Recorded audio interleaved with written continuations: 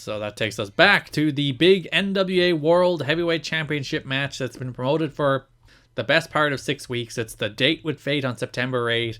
It is Jeff Jarrett versus Jeff Hardy for the NWA title. So, not as good of a build as the Raven match. Mm-hmm.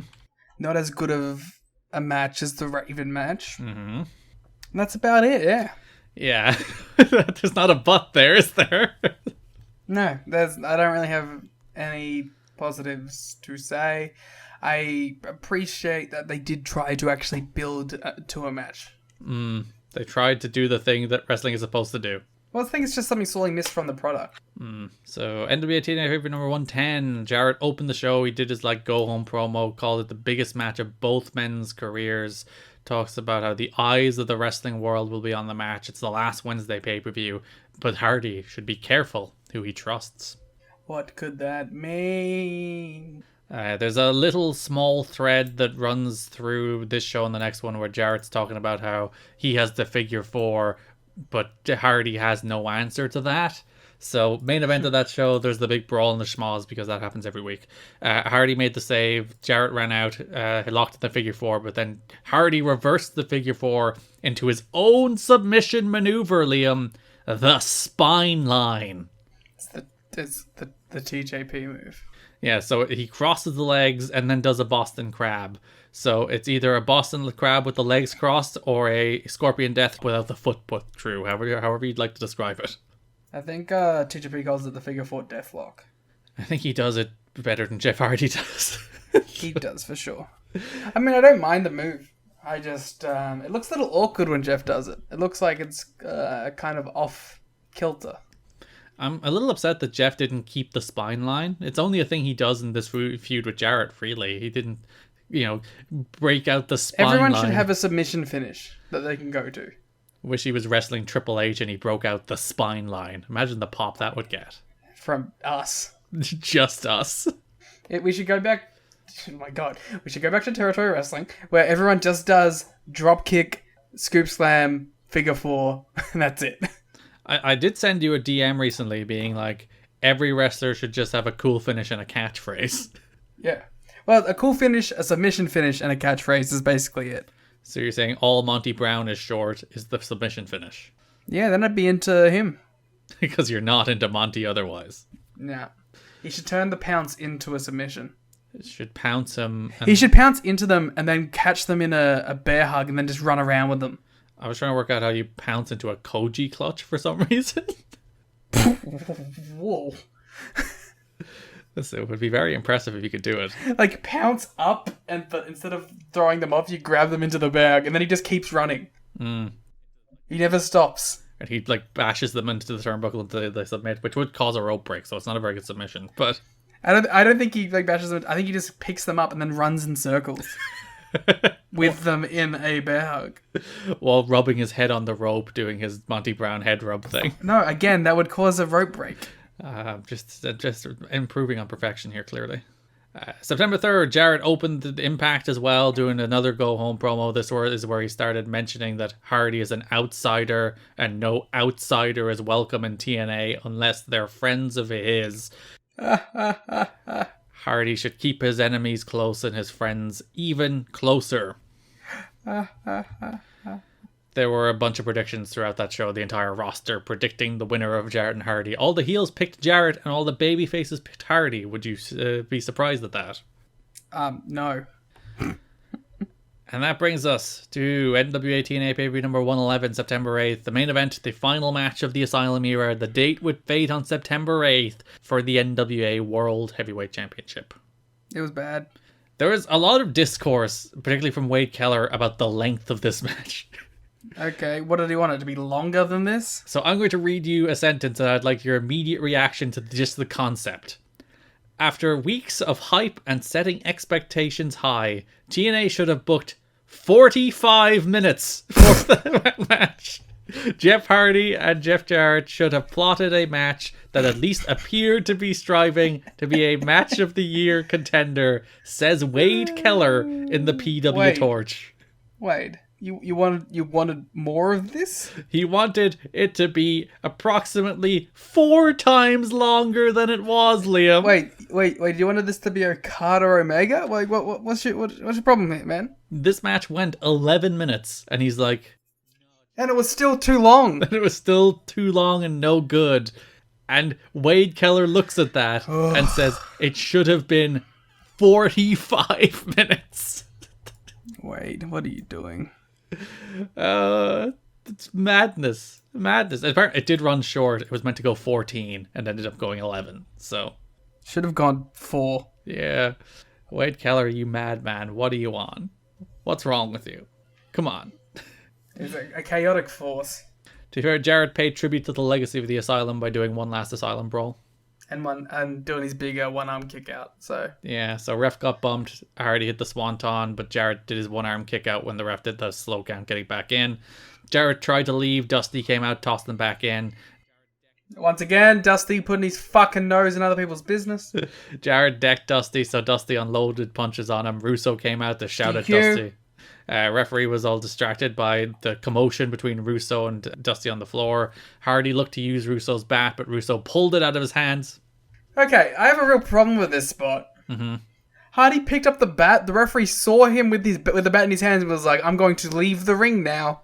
As we explained on the watch-along, Liam, when you go to referee school, and you sit down there and Earl Hebner teaches you about how to be a referee. Excuse me, I got my bachelor's in refereeing. Now there's an order of operations where outside interference trumps foreign object. No, that's the opposite. So you deal with outside interference before you deal with foreign object. I mean, but you saw the weapon in his hands. But then you saw Dusty and Russo, and it's like, oh, I gotta stop that. If Jeff Hardy had a gun, right, in the ring, mm-hmm.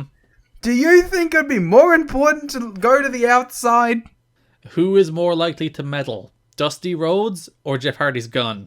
Both. It's Dusty, and you know it's Dusty. No.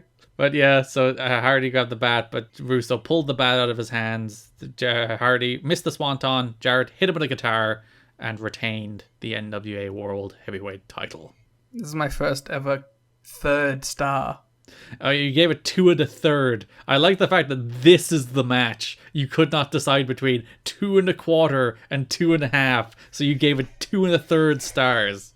You know, sometimes you gotta go out on a limb for something. You feel it in your bones. By the way, you can of course go to tnhad.com or patreon.com/kiddingme if you would like to see our star ratings. It's only $100 a month.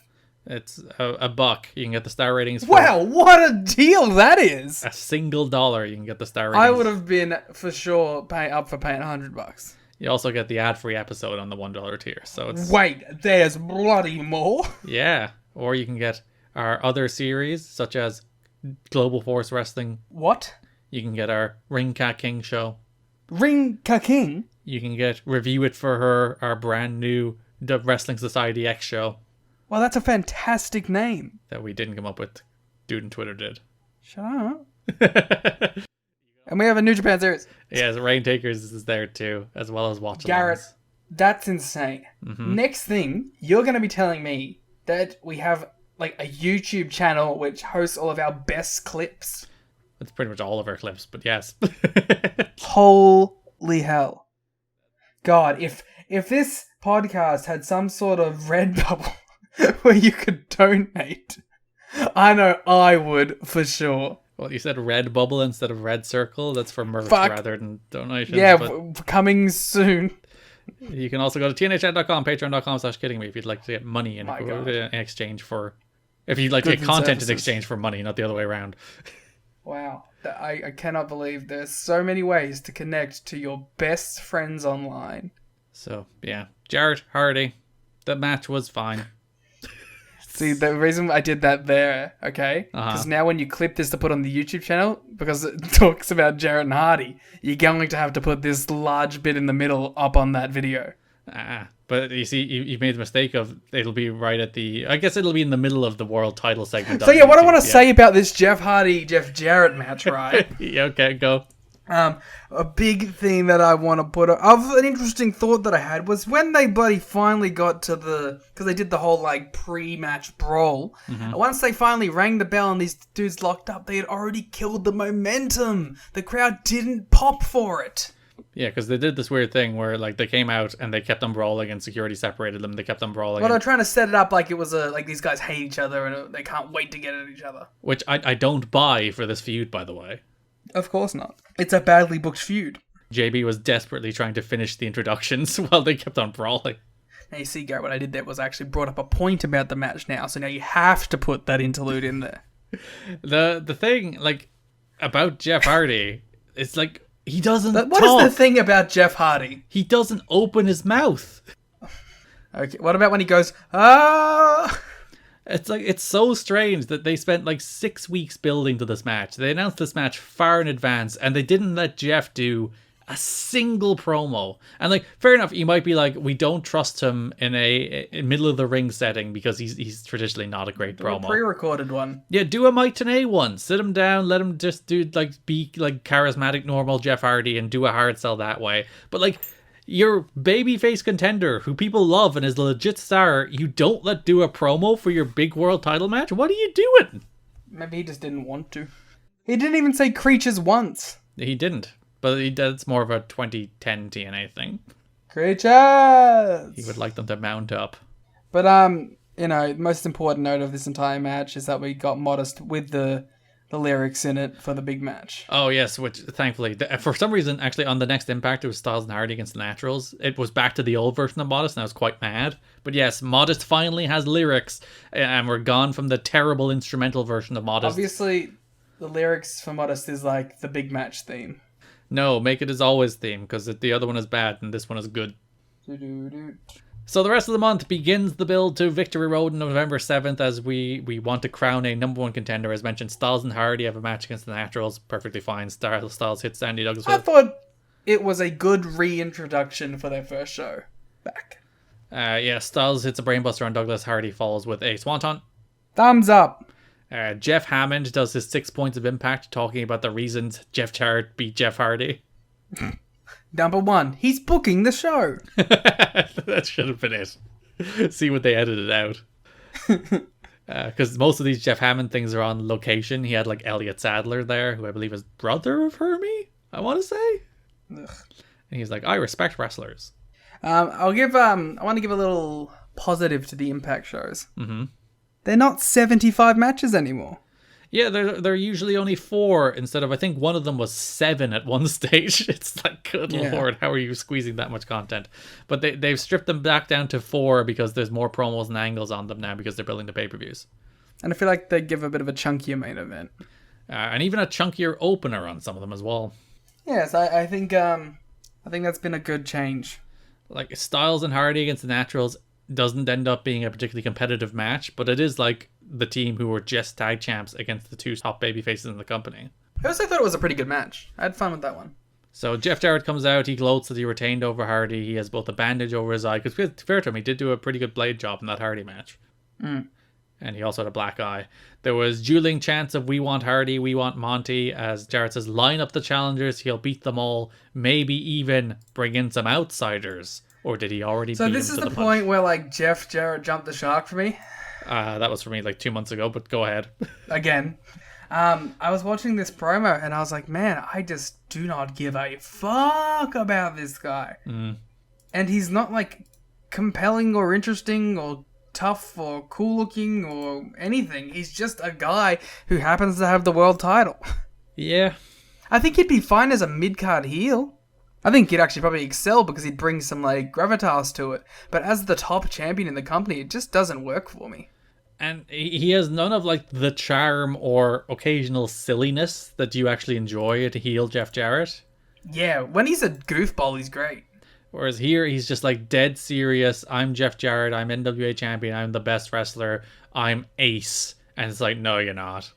You're just not. You're not that guy. You will never be that guy. Yeah, it's very frustrating. So he's still talking about whether or not Russo should bring in some outsiders. Who could it be? The next show had Jarrett in a squash against Lex Lovett, which was a match re-aired from earlier in the year because of the hurricane. Also to feature on who will be Jeff Jarrett's next contender. And then last show of the month, feature on Jarrett. Jarrett came out. Mike Tenay questions whether Russo could be meeting with an outsider because Russo wasn't at that show because he was trying to decide who the next contender would be. Jarrett did a promo. He wants to know right now who he'll face at Victory Road. It reinforces the outsider bit over and over again. Monty interrupts. Monty says not to worry about Raven or Hardy because he needs to worry about Monty. Jarrett, again, repeating the same shit every week. Does the AA ball player now make it in the major leagues? But it must be a bit at this point. That he's like repeating the same 3 lines over and over again? Yeah, like he's doing it so much that it has to be like, that's the joke. He says that the ring is a mountain rather than a Serengeti, and that he is the king of it. No, the ring is a movie, Jeff. Yeah, he's going to watch that tape and be killed by Soo Young. He's going to watch the really cool, awesome American remake. Of what? The Ring. Isn't that the version everybody watches, though? Oh, no, Garrett. I didn't even know there's a Japanese movie. Oh, Garrett. I have only seen the American remake. I'm sorry, Liam. I'm trying to work out if it was Japanese or Korean. There's so many The Rings I'm learning right now. Sorry, keep going. I'm diving into The Ring history. That movie made a lot of money. Yeah, it was a big hit. Given out to me that I only know it as a freaking Naomi Watts movie. I'm sorry. You didn't watch the 1998 Ring. It was based on Ring by Hiroshi Takahashi and Ring by Koju Suzuki. And Ring. Sorry. I'm sorry, okay? I'm actually going to take the L on this one because I've never seen the American Ring. But have you seen the Japanese Ring? I have seen the Japanese Ring. So yeah, it's a 1998 movie based on a 1991 novel. I was really worried for a second there that I had like Mandela affected the Ring being Japanese because when I clicked on the Wikipedia, it only listed the novel for a second, and I was like, oh god, did I make up this? So Jarrett pie-faced Monty, they brawled, then Dusty wandered out, they went to break, they came back. Larry was shouting at Dusty for getting involved again. Dusty insists that Hardy will get his return match. He thinks that they should raise the stakes as well to make it a stipulation match, perhaps. Larry says, "You have no authority here, Dusty Rhodes." True. And next week, I'm bringing another member of the championship committee to get you in line. And Dusty thought that meant Terry Funk. Hell yeah. It's not going to be Terry Funk. No. Maybe brings in Jack Briscoe. Well, the other member of the championship committee is Harley Race, but sure. Harley Race, of course, beat Jack Briscoe for the NWA title, Garrett. I know, facts. You never answered my question. Liam told me he loves Jack Briscoe, and then I asked him who is better, Jack Briscoe or Jay Briscoe, and you never gave me an answer. So right now, right here in this podcast, who is better between Jack Briscoe and Jay Briscoe? So Abyss defeated Frankie Capone in a squash match on the last Impact of the month. Absolute coward.